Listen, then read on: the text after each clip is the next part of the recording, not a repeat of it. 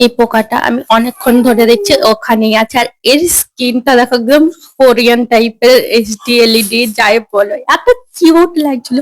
আমি এটার নাম জানি না, প্রজাপতির মতো ছোট, বাট ওকে আমি দেখছিলাম আর অনেকগুলো ওর পিকও নিয়েছি।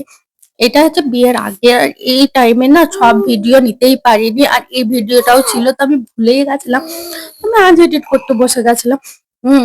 আরো মানে কিছু কিছু ভিডিও ডিলিটও করতে হয়েছে, কারণ সেইভাবে করা হয়নি। তো এইটা ছিল অ্যাড করে দিয়েছিলাম, আর তারপরেই চলে গেছিলাম হচ্ছে আয়ানদের বাড়ি খাওয়া দাওয়া করতে। এখানে আমি কিন্তু চলে গেছিলাম, কারণ আমারও নিমন্ত্রণ ছিল। আর আমার একটাই কথা যে আমাকে এখন বললেও আমার বিয়ের টাইমে কিন্তু আমাকেও বলতে হবে, তখন বললে হবে না যে ওটাকে খাইয়ে দিয়েছি। তো আমি এটা সবাইকে বলে দিয়েছি যে আমার টাইমে না আলাদা করে খাওয়াতে হবে, একবারে ছেড়ে দিলে হবে না।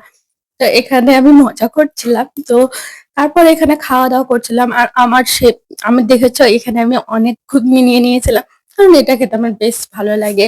আর দুটো লুচি, তার লুচি আমি মানে দুটো খাইনি। আর সেই দিন এত পরিমাণে মানে একটা গরম লেগে গেছিল, কারণ হচ্ছে বাচ্চাগুলোকে সামলাতে সামলাতে আমার হাল নাজেহাল হয়ে গেছিল। প্লাস ঘর পরিষ্কার তো ছিলই, মানে অনেক কাজ ছিল, তার উপরে এদেরকে এইগুলো পরিষ্কার করা। আর এই ৩টা বাচ্চাকে সামলানো কি যে কষ্টকর সেটা বলে বোঝানো যায় না। তারপরে বাড়ি এসে একটু রেস্ট নিয়েছিলাম।